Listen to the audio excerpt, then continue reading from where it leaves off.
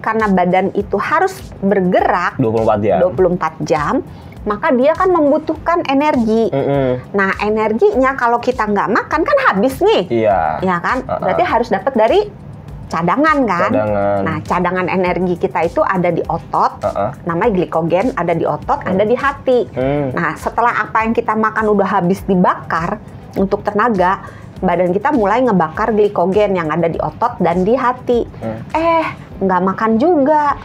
Habis cadangannya nih. Ketika sudah mau habis, badan kita akan mencari sumber energi yang lain, yaitu lemak. Ketika itu, badan akan mengefisiensikan berbagai fungsi di dalam tubuhnya. Karena nggak ada makanan yang masuk, maka dia harus mengefisiensikan kerjaan di dalam badannya dan sekaligus mencari sumber bahan energi. Nah, kalau kayak perusahaan, dia kagak kerja nih. Ambil.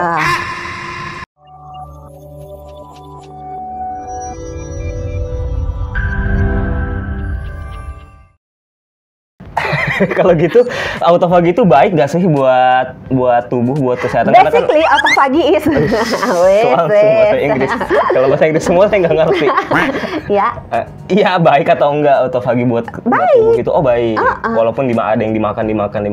Iya, karena kan tujuan akhirnya mengefisiensikan dan menyediakan energi untuk badan kita yang sedang kekurangan energi, yang sedang berada dalam stres. Jadi dengan adanya dia diganti sel-sel yang jelek-jelek itu dibuang gitu, terus dibikin sel-sel yang baru dengan sumber dari bahan-bahan yang sumber bahan baku untuk membangun sel baru diambil dari sel yang lama tadi yang di recycle gitu ya. Jadi badan kita akan mengalami kemajuan yang tadinya mungkin ada sel-sel yang ada virusnya karena dimakan, dibuang. Ya, jadi kan bersih gitu, sehat gitu. Sel-sel yang rusak dimakan, jadinya kan badan kita jadi awet muda dalam tanda kutip. Dan bagus. Salah jadi satu cara untuk bisa dapetin autofagi itu dari puasa ya tadi. Puasa. Salah satunya ya. Nah kalau puasa nih dok, kan tapi itu hanya salah satu cara ya, bukan satu-satunya cara. Iya. Tapi kalau pas lagi puasa nih dok, minuman atau mungkin makanan apa yang bisa ngebantu? Kalau lagi puasa mah nggak minum. Iya. Enggak, maksudnya pas udah buka puasa mungkin ya maksudnya. Jadi gini, memang benar ada minuman. Mau dijadiin satu sama makanan nggak? Jadi aja satu. Jadi satu ya. Nanti berantem kalau nggak. Iya, soalnya kalau makan nggak minum aus. Salah. Makan nggak minum, ya aus. Iya, aus. Seret gitu kan. Kalau minum nggak makan, lapar. Minum nggak makan, lapar. Iya, jadi minumnya dulu apa makannya dulu?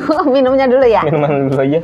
Minuman yang bisa membantu itu sebetulnya nggak terlalu dominan sih. Minum air putih, ya. Terus minum yang ada kafeinnya, karena kafein mempercepat metabolisme. Kopi, matcha, ya. Terus minum green tea. Itu bisa membantu mempercepat metabolisme supaya kita tujuannya bisa cepat sampai ke autofagi. Kalau makanan, kan tadi kita caranya tadi puasa, terus olahraga, diet keto sama rendah kalori kan? Iya. Ya udah makannya ngikutin itu aja. Oh, yang diet rendah keto. kalori. Iya, kalau rendah kalori ya berarti makannya jangan jajan yang santan-santan, goreng-goreng, nyindir, goreng-goreng. Iya, kemarin kan Padang. Sama goreng-goreng santan-santan manis-manis. Oh, jangan. Itu kan tinggi kalori kan. Itu jangan dimakan. Diliatin aja. Dibeli boleh, kirim ke sini. Dikasih aja ya, yang dikasih makan aja gitu kan. Nah, terus tadi rendah kalori diet keto. Nah, berarti makanan yang tinggi lemak baik. Jangan mentang-mentang bilang tinggi lemak gorengan gitu. Tidak ya. Iya. Tinggi lemak baik. Tinggi kan ada lemak baiknya. Kalau jahat, gorengan itu. Oh iya, lemak jahat. Benar. Jadi tinggi lemak baik, cukup protein, rendah karbohidrat. Itu basicnya kunci dari segala kuncinya diet keto. Nah, supaya bisa cepat sampai ke autofagi, kita boleh menggabungkan antara puasa dengan diet keto atau antara puasa dengan diet rendah kalori. Paham. Ada nggak makanan yang justru menghambat supaya bisa dapetin si autofagi itu? Ya itu tadi si kalori, makanan yang tinggi kalori, yang manis-manis, makanan dan minuman ya, yang goreng-goreng, santan-santan, itu membuat badan kita punya energi terus, karena gorengan kan banyak lemak dari minyak gorengnya, itu tinggi energi. Terus gula juga kan ada energinya. Nah, terus yang menghambat si proses otofagi itu juga kalau kita makan terus-menerus. Karena otofagi itu akan terjadi kalau si insulinnya ngedrop, insulinnya turun. Padahal insulin itu tidak akan turun kalau kita makan. Jadi kan kita makan nih. Kalau kita makan, badan kita kan akan merasakan, wih ada makanan nih bos, siap-siap yuk untuk mengolah makanan ini. Maka dikeluarkan insulin. Nah kalau insulin keluar, otofagi tidak akan keluar, tidak akan terjadi. Dia baru akan terjadi ketika insulinnya rendah. Gitu. Itulah sebabnya kalau mau melakukan otofagi, si tadi pola makannya itu sebaiknya dilakukannya di pas mau puasa. Jadi kalau misalnya puasanya malam berarti dimakan malamnya. Ini nih mau saya tanya nih, berapa lama puasanya dok supaya bisa mencapai otofagi ini? Sebenarnya proses otofagi itu ada yang mengatakan sekitar 24 jam mulai baru terjadi. Puasa seharian 24 jam? Ada yang mengatakan 16 jam. Tapi saya menjawab supaya sahabat Sonora tidak bingung ya, berapa jam? Aduh nggak cukup. Itu tergantung pada badan setiap orang. Tergantung misalnya makannya sebelum mulai puasa makannya apa. Kalau misalnya sebelum mulai puasa makannya udah yang tinggi-tinggi lemak, tinggi gula gitu kan, yang tinggi kalori, maka dengan sendirinya badan kita punya cukup banyak sumber energi sehingga dia nggak akan kehabisan energi. Kebayang nggak? Kebayang. Nah, sehingga ketika mulai masuk ke jendela puasa, kita makannya udah harus nyetop tuh, yang udah harus mulai menyerupai diet keto. Jadi rendah karbo, cukup protein, tinggi lemak. Supaya dalam keadaan itu, start awalnya aja insulinnya udah nggak begitu tinggi. Sehingga dengan ditambah puasa, insulinnya akan drop.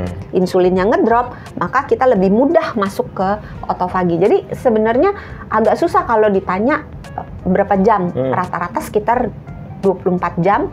Kalau pola makannya baik, metabolismenya cepet, itu mungkin bisa 16 jam gitu. Jadi beda-beda pada setiap orang. Beda-beda ya? Tergantung apa yang dimakan sebelum puasa?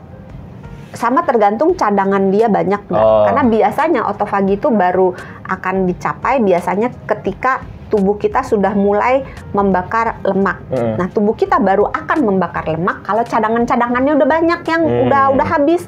Nah, kalau orang misalnya orang kaya gitu, tabungannya di bank banyak, deposito banyak, ya lama dihabisin dulu.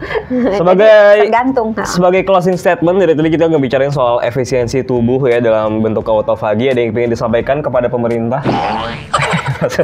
Maksudnya ada yang pengen disampaikan ke sahabat Sonora gimana cara menerapkan pola makan ini jadinya.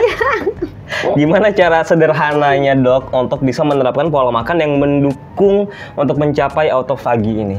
Makanlah teratur. Makanlah teratur. Makanlah di jam makan dan tidak makan di jam bukan jam makan. Yang seharusnya aja lah ya. Iya. Yang sewajarnya jangan aja. Makan tidak berhenti. Hah? Makan kan tidak ada berhenti. Tiap sejam makan, ngemil, nggak berhenti-berhenti. Karena dengan dia terus masukin makanan, insulinnya nggak akan turun. Karena insulin itu naik kalau kita makan. Naiknya akan tinggi kalau kita makannya karbo. Nah, sedang kalau kita makannya protein, naiknya hanya sedikit sampai tidak bermakna kalau kita makan lemak. Itulah sebabnya kenapa diet keto bisa menyebabkan otofaginya lebih cepat. Karena diet keto itu kan tinggi lemak, rendah protein, tinggi lemak, sedang protein, rendah karbo kan. Nah, dengan susunan makanan seperti itu, insulin keluarnya cuma sedikit. Gitu. Jadi makan yang sewajarnya aja lah ya, seperti jangan terus-terus makannya. Iya. Kalau orang Indonesia tuh, ini saya penasaran sih kata aja dok. Kalau makan orang Indonesia tuh 2 kali atau 3 kali sih idealnya sehari? Kan ada yang pagi, tergantung siang, gaji malam. Mungkin ya. Ya udah, kita cukupkan sampai di sini sahabat Sonora. Jangan lupa untuk subscribe jenis dulu. Makanannya. Jenis makanannya. Jenis makanannya belum? Oh ya udah. Jenis makanan itu yang sehat gitu, yang protein, tapi proteinnya juga jangan protein yang banyak gajinya, banyak kulitnya, banyak minyaknya gitu. Terus rendah gula. Jangan yang banyak tepung-tepung, jangan gorengan, jangan santan. Jadi makanan sehat gitu ya. Terus jangan lupa lemak baik. Nah, terus kalau mempercepat lagi proses otofaginya, tambah dengan olahraga di jam puasanya atau di sejenak sebelum masuk ke jendela puasa. Oke. Udah nih, mau beli makan soalnya nih. Udah ya nggak ngomong lagi ya. Ya udah. Berarti buka puasa ya? Udah buka puasa saya. Ya udah, kalau gitu saya Sony Wicaksono, penyiar Sonora. Saya Dr. Santi, Health Management Specialist Corporate HR Kompas Gramedia. Kita dari Kamu Sehat. Jangan lupa untuk jaga kesehatan karena sehat itu mudah, sehat itu murah.